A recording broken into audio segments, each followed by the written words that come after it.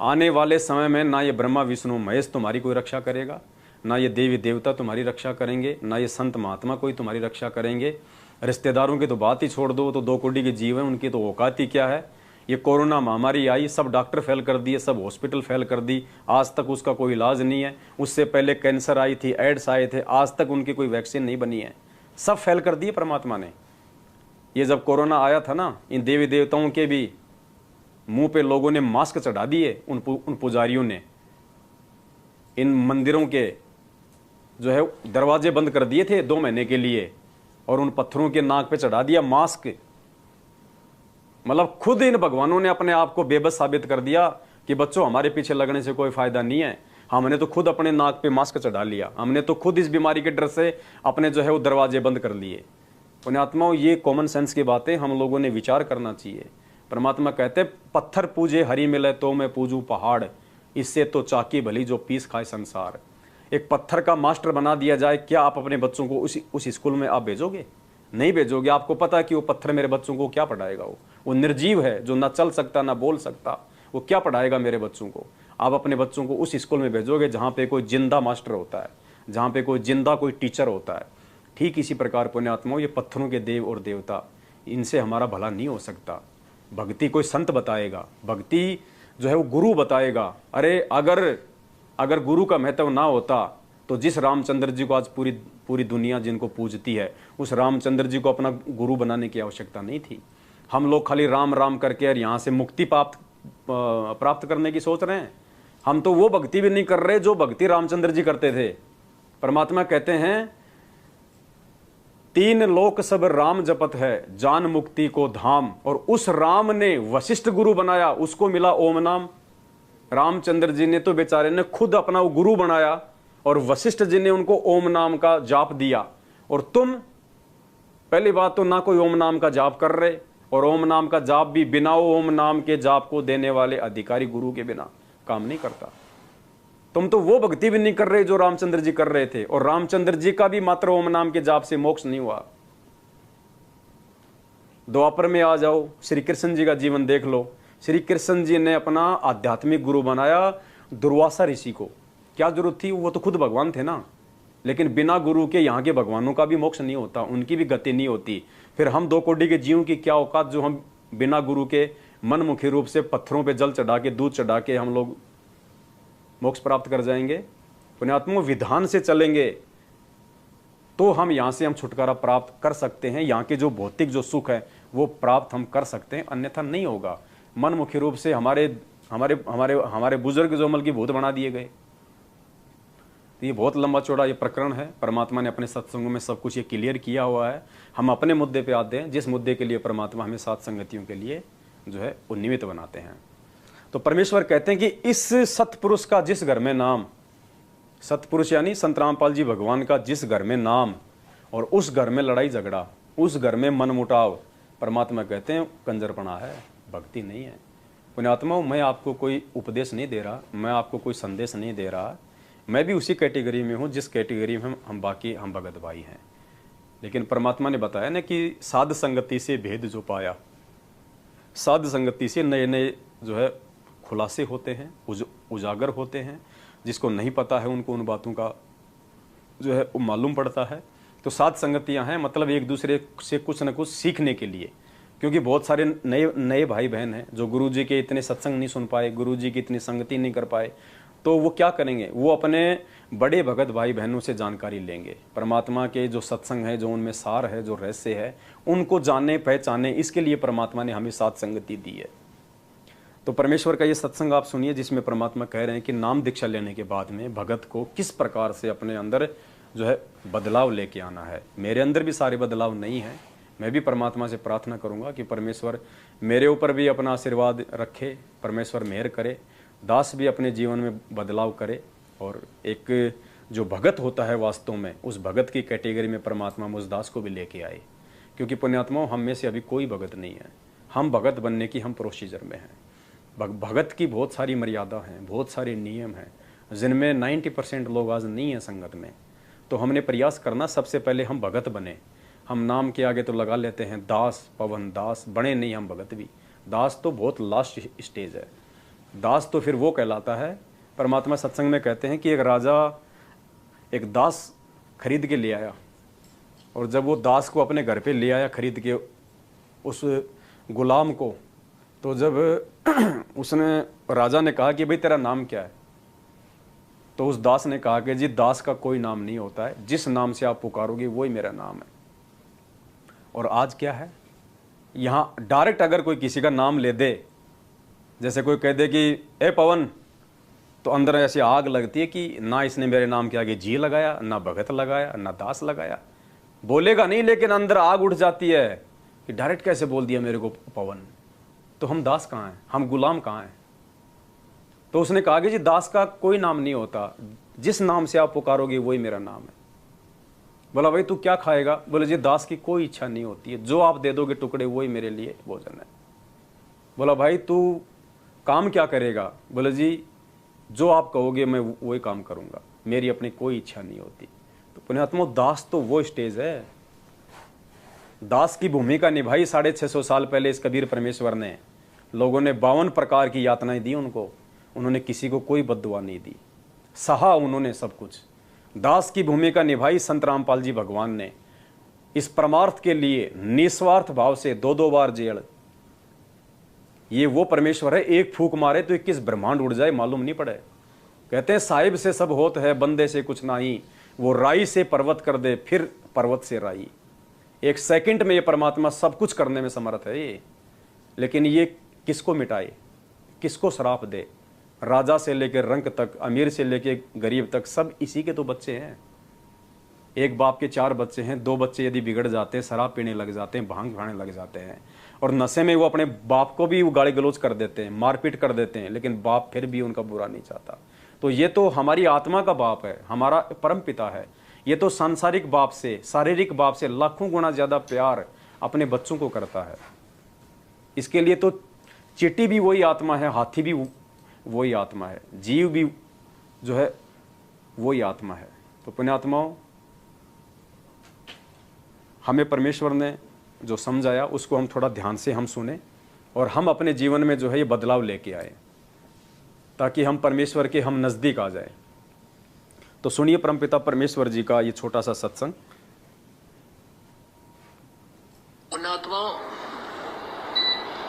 उपदेश लेने के बाद हमारे हर व्यवहार में परिवर्तन होना चाहिए, तभी हम भक्त है।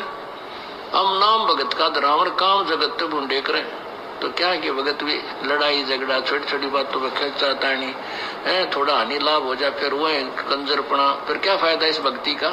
फिर विश्वास कहाँ आपको भगवान के ऊपर जो परमात्मा करता है। अब जो भी ऑपरेशन होगा मालिक करेगा, आपकी हानि है तो भी हित, और हित तो हित है ही है, आप इतना विश्वास रखना। शॉर्ट शब्दों में परमात्मा ने सारी बातें खोल के रख दी।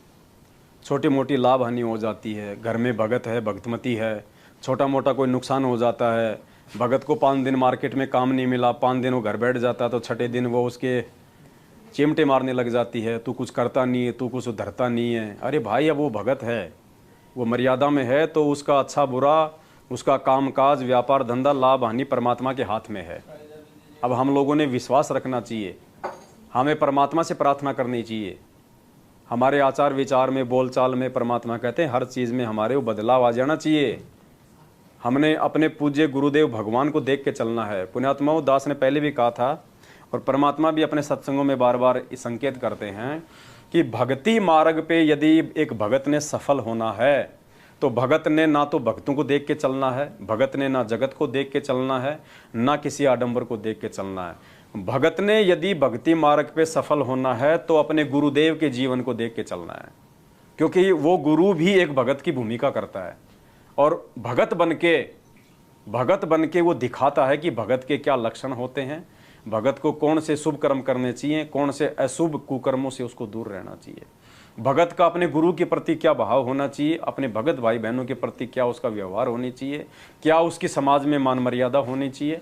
ये सारी चीज़ें परमात्मा एक भगत की भूमिका करके 17 फरवरी 1988 से ये सतगुरु रामपाल जी भगवान स्वामी आदरणीय राम देवानंद जी महाराज जी को अपना मुँह बोला सतगुरु बना के, और परमेश्वर ने एक भगत की भूमिका करके हमें दिखाई ये सारी चीज़ें।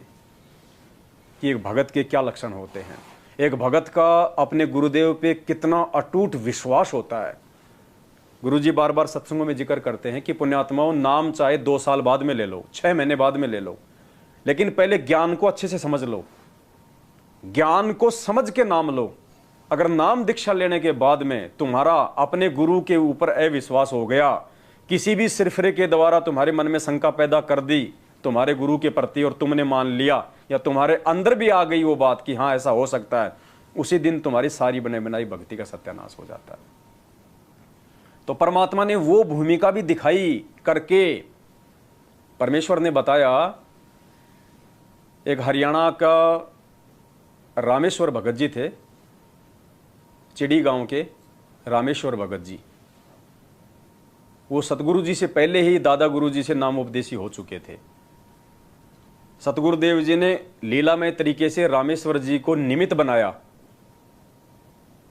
गुरु शिष्य परंपरा में जाने के लिए। तो राम स्वरूप ने सतगुरुदेव जी को बताया। उस समय गुरु जी जेई की नौकरी करते थे, सिंचाई विभाग में जूनियर इंजीनियर थे हमारे पूज्य गुरुदेव।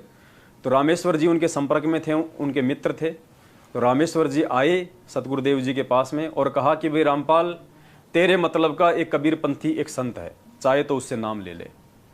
तो मालिक तो जानी जान थे, अंतर्यामी थे, खाली वो निमित्त बने हुए थे उनसे जुड़ने के लिए। तो भाई चल भाई, कोई दिक्कत नहीं भाई, देख लेते हैं। तो वहाँ गए, ज्ञान सुना, पूज्य गुरुदेव जी ने नाम ले लिया और परमात्मा ने अपना मुंह बोला गुरु उनको बनाया। इस बात का हमारे दादा गुरुदेव जी को भी अच्छे से पता था, क्योंकि दादा गुरुदेव को भी ऊपर से सख्त हिदायत थी उस परमेश्वर की तरफ से कि आपको किसका इंतजार करना है। यानी परमेश्वर ने स्वयं ही आना था इस 12वें पंथ में अपनी वाणी के अनुसार कि 12वें पंथ हम ही चलावें, सब पंथों को मिटा के एक पंथ चलावें। तो 17 फरवरी 1988 को स्वयं वो कबीर परमात्मा सतगुरु रामपाल जी परमेश्वर जी के रूप में अपना मुंह बोला गुरु बनाते हुए आदरणीय रामदेवानंद जी को, और 12वें पंथ में उन्होंने जो है वो प्रवेश किया। तो नाम ले लिया, 2, 4, 5 महीने बीत गए, साल भर हो गई। अब पुण्यात्माओं, जहाँ पे गुरु और शिष्य का नाता होता है, परमात्मा कहते हैं वहाँ पे परीक्षा होती है। 650 साल पहले हमारी परीक्षा हुई, क्योंकि हम इस कबीर परमेश्वर के शिष्य थे 64 लाख। परमात्मा ने गणिका रविदास जी को निमित्त बना के हम सब की परीक्षा ली 64 लाख की। हम सब फेल हो गए। क्यों? क्योंकि वो गुरु शिष्य का नाता था, चाहे वो जगत में हो चाहे वो अध्यात्म में हो। जहाँ गुरु शिष्य का नाता आ जाता है वहाँ पे परीक्षा होती है। तो 650 साल पहले हमारी परीक्षा हुई। उसके बाद में दादा गुरुदेव ने, उस समय पंजाब में दादा गुरुदेव के 9 लाख के आसपास उनके जो है वो भगत हो गए थे।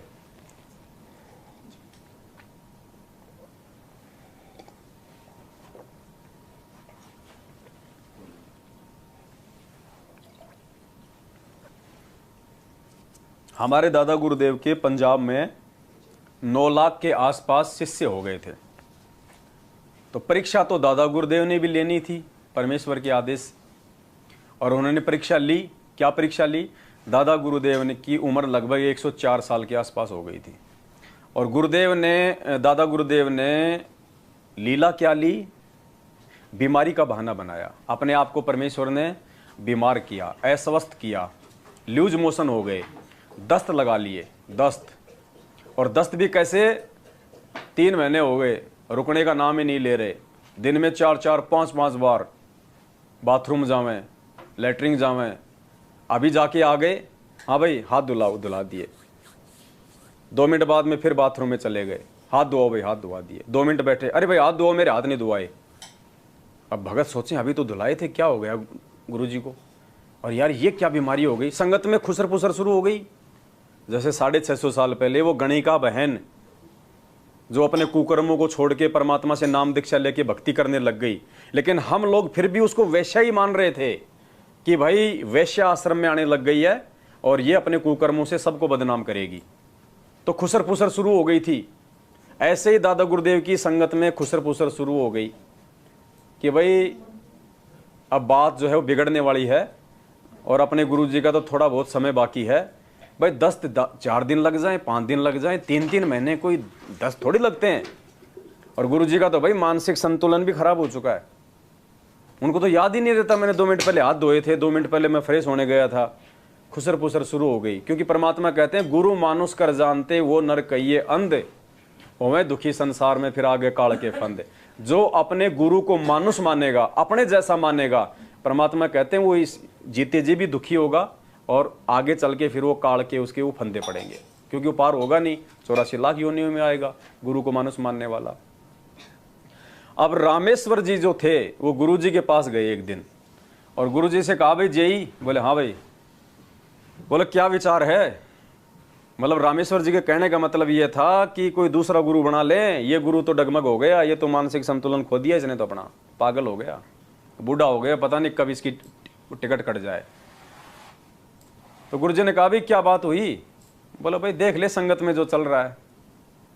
मतलब हमें परमात्मा पुण्यात्मा पाठ पढ़ा रहे हैं, ध्यान रखना गुरु के प्रति कितना विश्वास होना चाहिए अगर गुरु बनाया तो। या तो पहले परमात्मा कहते हैं ना पानी पियो छान के गुरु बनाओ जान के। गुरु बनाने से पहले अपनी तसल्ली कर लो, पहले अच्छे से हर प्रकार से शंका का समाधान कर लो। नाम लेने के बाद अपने गुरु में कोई मन में कोई विक्षेप नहीं आना चाहिए। अर्जुन सर्जुन में 650 साल पहले थोड़ा सा विक्षेप आया था, 250 साल तक परमात्मा ने उसी शरीर में रखा। अब देख लो आज जो 50-60 साल के हैं वो कितने दुखी है बुढ़ापे से।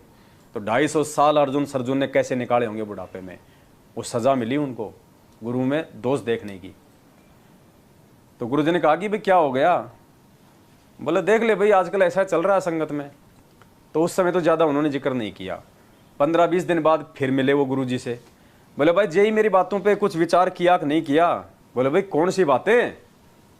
अरे बोलो पता नहीं क्या संगत में क्या चल रहा है? बोले यार गुरु जी की उम्र भी ज़्यादा हो गई, वैसे भी अब मानसिक संतुलन भी गुरु जी का बिगड़ गया है और कोई और देख लेते हैं कोई कबीर पंथ में। तो उस समय सतगुरु रामपाल जी भगवान ने उनको एक शिष्य की भूमिका में जो बात कही थी, परमात्मा ने कहा रे रामेश्वर, अरे रामेश्वर नालायक व्यक्ति, तेरे जीव में ये शब्द कहने से पहले कीड़े क्यों नहीं पड़ गए कि गुरुजी का मानसिक संतुलन खराब हो गया? नालायक तेरे जीव में कीड़े क्यों नहीं पड़ गए? अरे गुरु यानी भगवान, और अगर भगवान का दिमाग खराब हो जाएगा, अगर भगवान का मानसिक संतुलन खराब हो जाएगा तो नालायक उस भगवान की वचन शक्ति से जो ब्रह्मांड अपनी अपनी जगह पे घूम रहे हैं, चल रहे हैं, पूरी सृष्टि का संचालन हो रहा है, ये टूट टूट के नीचे गिर जाएंगे। परमात्मा कहते हैं पोपाटी पगड़ा भया और जागी जिया जून, सब काहों को देते है वो चोंच समाना चून। जो परमात्मा चींटी को कर्ण हाथी को मण दे रहा है, पूरी सृष्टि का संचालन कर रहा है, नालायक जिस दिन उसका दिमाग खराब हो गया उस दिन तू क्या यहाँ पे टिंडे लेने के लिए जीवित रहेगा? तो रामेश्वर की भी बात समझ में आ गई कि भाई हो तो गई गलती, क्योंकि इतना दृढ़ विश्वास उसको था नहीं। और जब एक दूसरे भगत से इस प्रकार की बातें कोई सुनता है तो ऑटोमेटिक मन में वो लहर उठती है। तो बोला भाई जय साहब मेरे को तो माफ़ कर दे, गलती हो गई। बोले माफ़ी मांग, बोले गुरुजी से, नालायक। तो गुरुजी उसको लेके गए, उसने दादा गुरुदेव के चरणों में बैठ के माफ़ी मांगी। उस समय परमात्मा ने पूरी संगत को इकट्ठा किया और उस पूरी संगत में से केवल सतगुरु रामपाल जी भगवान अकेले ही जो है उपास हुए थे, पूरी 9 लाख की संगत में। ये तो परमेश्वर थे, ये तो एक भूमिका कर रहे थे एक भगत की, आप और हमें समझाने के लिए कि अगर गुरु बनाया है तो नालायको फिर उसके वचन पे भी फिर टिको। एक बचे थे अकेले और पूरी संगत को इकट्ठा करके दादा गुरुदेव ने कह दिया था कि आज के बाद यह रामपाल नाम दीक्षा देगा और जो इसको अपना गुरु नहीं बनाएगा वो मेरा कुछ नहीं लगता। तो थोड़े बहुत बचे थे, बाकी सब चले गए थे छोड़ छाड़ के। बोले ये कल का छोरा, इसको हम बोले अपना गुरु बनाएंगे। उस समय लाल लाल भेक लिए बैठे थे, लाल लाल कपड़े लिए, कई बाबा बन के भी बैठे हुए थे। वो सोच रहे थे हमें मिलेगी गद्दी, हमें मिलेगा आश्रम गुरु जी के जाने के बाद। और जब इशारा किया पैंट शर्ट पहने हुए जूनियर इंजीनियर की तरफ, तो वो सब छोड़ छाड़ के चले गए, अपने अलग अलग उन्होंने पंथ बना लिए। तो पुण्यात्माओं परीक्षा उस समय भी हुई, क्योंकि जहाँ गुरु शिष्य का नाता होता है, अपने कच्चे पक्के हीरों की परख करने के लिए गुरु परीक्षा लेता है। क्योंकि परमात्मा ने भक्ति का एक विधान बताया। परमात्मा ने क्या विधान बताया कि गुरु जो है वो तब तक पार नहीं हो सकता जब तक उसके बनाए गए चेले पार ना हो जाएं। जब तक चेले पार नहीं होंगे गुरु भटकता रहेगा। इसलिए गुरु अपने भक्तों की परीक्षा लेता है, जो नकली होते हैं उनको आउट कर देता है। 650 साल पहले परीक्षा ली परमात्मा ने। वो परमात्मा तो नकलियों का भार अपने सिर से उतार रहा था। और आदरणीय गरीबदास जी महाराज जी ने फिर क्या कहा कि भड़वा भड़वा सब कोई कहे, यानी वो तो नकलियों का भार उतारने के लिए परीक्षा ले रहा था। उस बोतल के अंदर वो गंगा जल भर के वो शराब पीने की एक्टिंग कर रहा था कि देखो इनको मेरे पे विश्वास भी है या नहीं है, नालायकों को। मैं जिनको शराब छुड़ाने की शिक्षा दे रहा हूं, क्या ये मेरे अंदर वो दोष देखते हैं कि दुनिया को ऐसा उपदेश देने वाला क्या खुद शराब पिएगा? लेकिन सब ने दोष देख लिया परमात्मा में। तो गरीबदास जी ने कहा कि बड़वा बड़वा सब कोई कहे पर कोई न जाने खोज। वास्तविकता को कोई नहीं पकड़ रहा, सब उनको बड़वा बड़वा कह रहे हैं, उनके भगती। बड़वा बड़वा सब कोई कहे कोई न जाने खोज, दास गरीब कबीर करम यो बाटे सिर का बोझ। परमात्मा तो नकलियों का भार उतार रहे थे कि जो नकली होगा, अज्ञानी होगा, वो दोष देख के अपने गुरु में ऑटोमेटिक दूर हो जाएगा, मेरे सिर से उनका भार उतरे। तो पुण्यात्माओं, ये जो 2014 जो बरवाला कांड था, ये लाखों की भीड़ में से उन नकली भक्तों का भार ये सतगुरु रामपाल जी भगवान अपने सिर से उतार रहा था। जैसे हम अपने बच्चे को स्कूल में भेजते हैं ना, 2-2 परीक्षा होती है साल में छांटने के लिए। ये परीक्षा इसीलिए होती है, जो नकली होगा, जो पढ़ाई पे ध्यान नहीं देता, वो फेल हो जाएगा, छट जाएगा। जो पास होगा वो आगे बढ़ता चला जाएगा। तो ये आध्यात्मिक जीवन हो चाहे सांसारिक जीवन हो, जहाँ गुरु शिष्य का नाता होता है वहाँ पे परीक्षा होती है। तो पुण्यात्माओं, हमारा सौभाग्य है कि परमेश्वर ने 2014 बरवाला कांड में परीक्षा ली, आज भी परीक्षा चल रही है।